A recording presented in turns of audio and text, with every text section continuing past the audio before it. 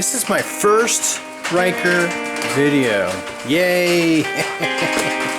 Hi everybody, welcome to my first Ryker video. The reason why I chose to do this video is because, well, I am a new Ryker owner and my beginning experiences wasn't exactly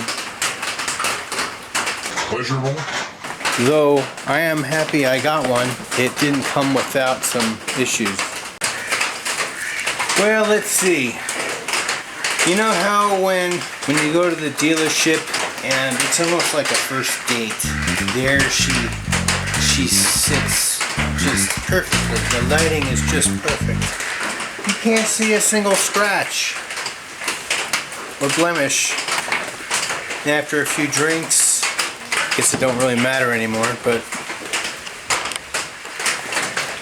then as you begin to reveal the nubblies, like the next day you wake up and it's like, what have I done? Well, this thing is no exception. There I stood in awe and just excitement that, oh, I'm gonna buy this. No one else can get this. I'm here and I'm gonna buy it and no one else can have it. Ah! Well, that's fine. That's true, that's what happened. But it's what happens the next day when you wake up and you look and you'll be like, ah, damn, what'd I do? It's kind of like that. Yeah, and then you gotta look in the bright side. There might be some positive aspects to that. 21 Can-Am Ryker. The way you see it right now is definitely not the way it was when I first bought her.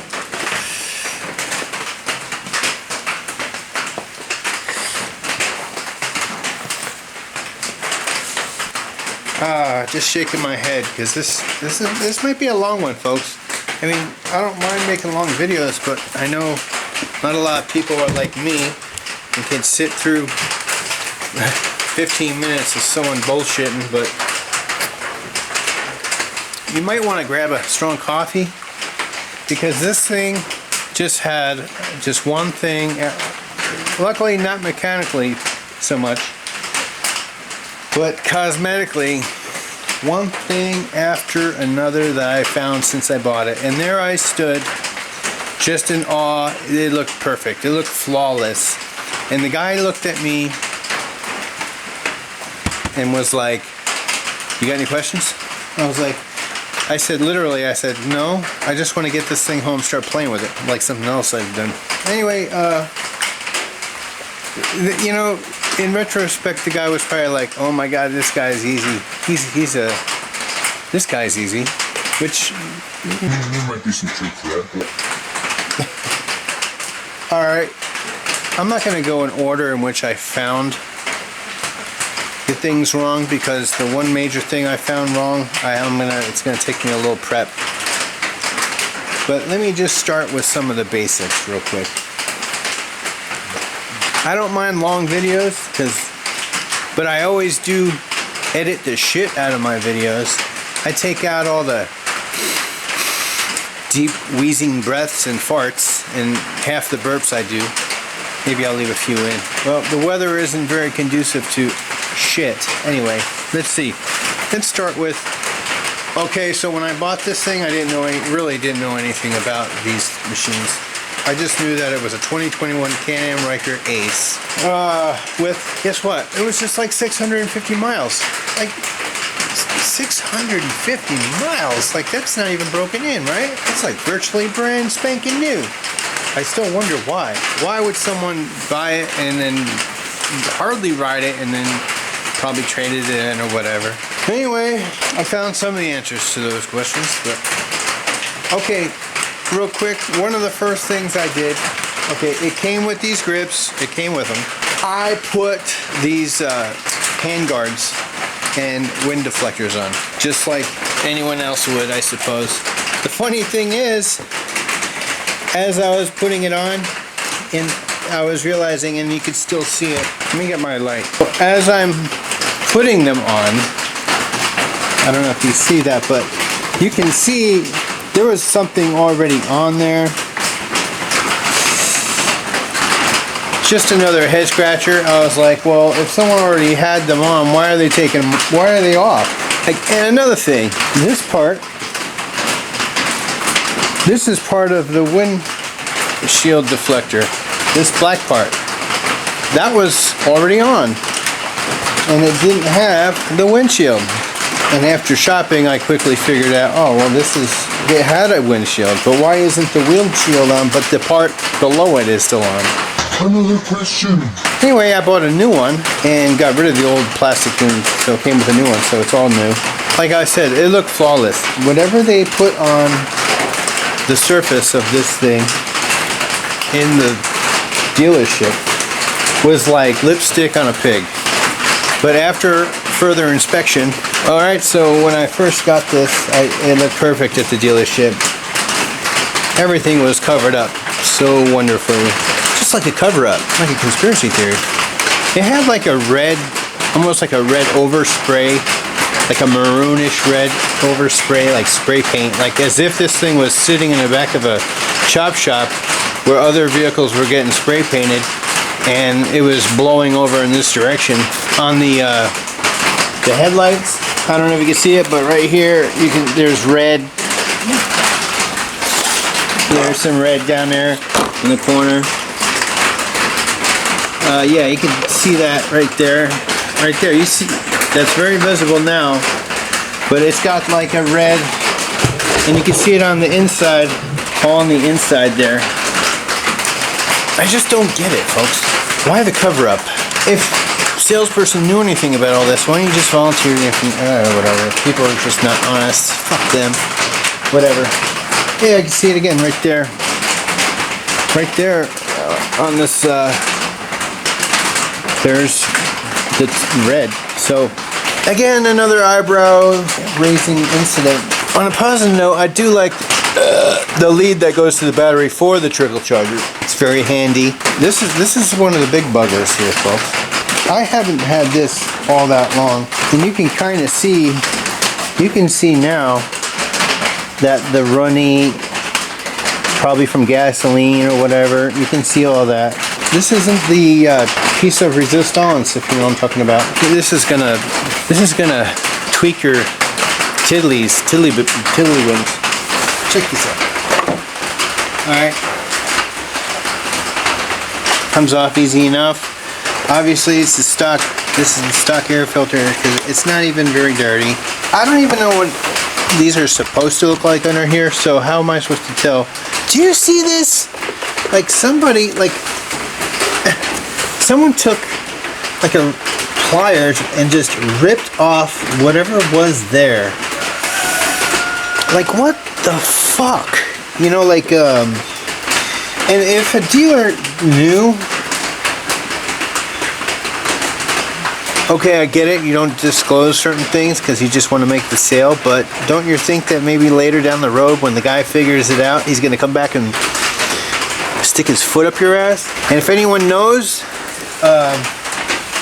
what was supposed to be there, or any other input you want to give me on this, doesn't seem like it's crucial, it's just air induction and there's a filter on it, so maybe there was some sort of aftermarket fancy air filter that stuck out there. I can't even imagine what else, but whatever. And that's not even the worst of it. And at least one more big fucking bomb I'm gonna drop before the day's over here. Another shame on me once, fool me again. They didn't give me the key for this parking brake. Easy enough fix, I figured that out. Also, it's freaking dark as shit in here. If I were you, I would invest in a good, what is that, torque screw? Whatever the freaking tool is that's used to take this thing apart, basically. I would invest in a decent set, because when the bit keeps falling out of the freaking screwdriver, you can just might as well, you're about to kill someone, folks. You know what I mean? After doing that a few times, you take this, you pull this out of the screw head, and it stays in the screw head, and you're like, what happened to it? Well, when you drop it on the ground, you're like, you know what I mean? That's what I have to do still, apparently. I'm gonna have to buy. Maybe somebody will get it for Christmas for me. Yeah, right? Good luck. Here's gripe number 207 coming. They don't come with stock with these, oh, I can't remember what to call them. These seats. The back seat, I know it's a whole assembly and they're quite expensive. It didn't come with this backrest. I had to put that on. It had the bracket assembly, but no headrest. And apparently it had this on it with the foot pegs and all that good stuff, which I'll probably never use, have people on it. You know, that's how I roll. It already had seat on it. And you can see it already has the ready for backrest for the back seat. Here's another gripe number 359. I wanted one of those tank stickers that never comes off, you know. Yeah, right. There it is, coming off on the corners. Look at that right there. What a fucking piece of shit. I had to put super glue under the corner and I'll have to trim off. What a fucking piece of shit. And even this corner. You know what I mean? You try to do good, you know. Sometimes you're just trying, but life keeps shitting on your face, if you know what I'm talking about. Yeah, I'm kind of used to that by now. Another upgrade, I guess you call it, are these red caps. Now you can, I don't know if these come with it or not, but this one came with it. But I know that you can purchase these in different colors to go in the wheels. It already had them. Okay, so this one came with those large floorboards. That's it. I do believe this is an oversized brake pedal. I mean, I like them. I like that I got them. I'm not going to change them.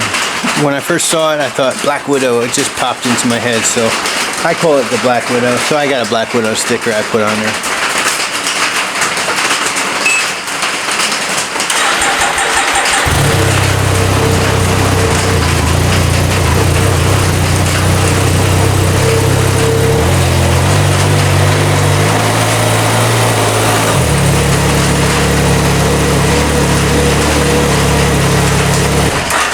It has the LEDs. I know it doesn't normally come with those, at least in later years it does, but upgraded headlights.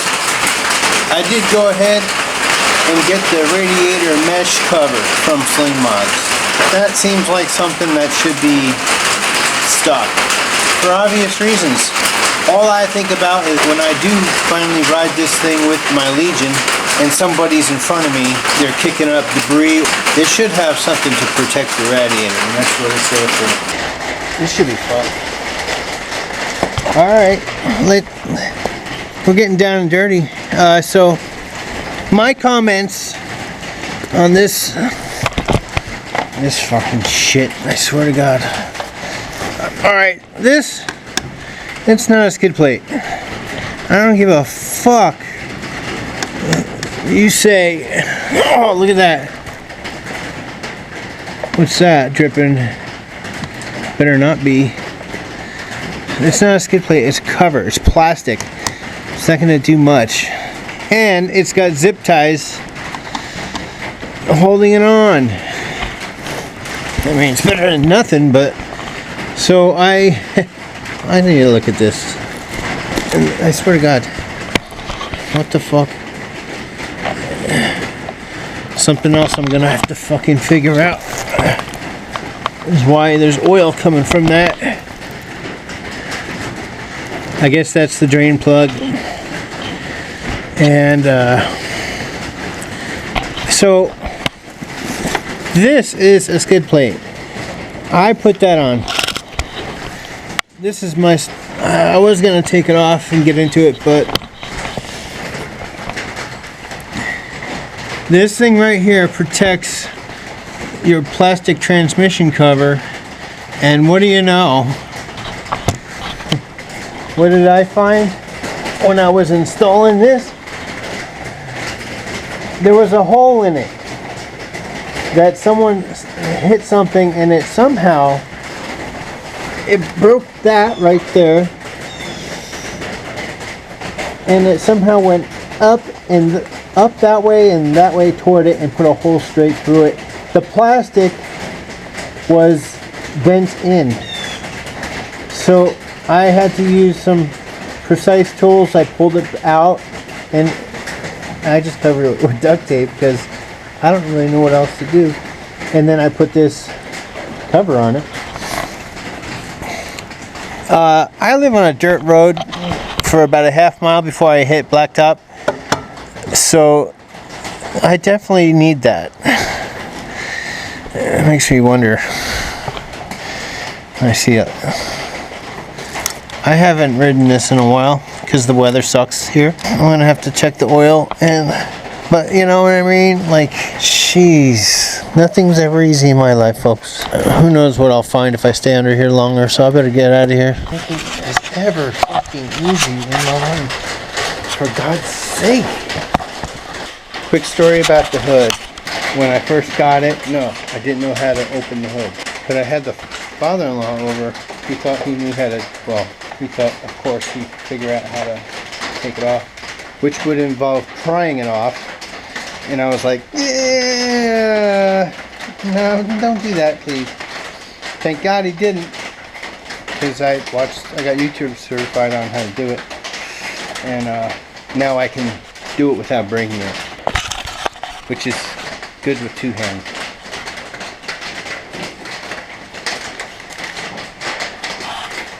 I don't think there's any, I mean, it looks new, so oh yeah, except for this wire. So here's another strange oddity.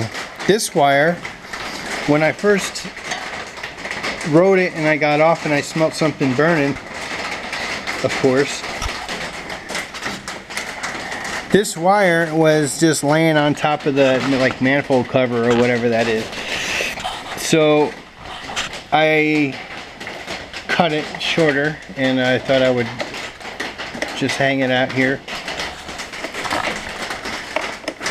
just to get it out of the way. I gotta fucking do something with that. But what, like, where is this going? And then you can kind of see it. It's being fished up through the grill.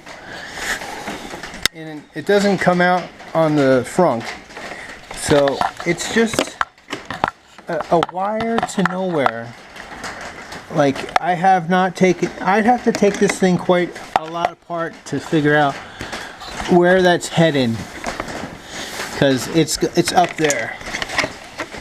Again, if anyone has any idea, please let me know. Before I don't want to break this, you know what I mean? So anyway, let's see what else.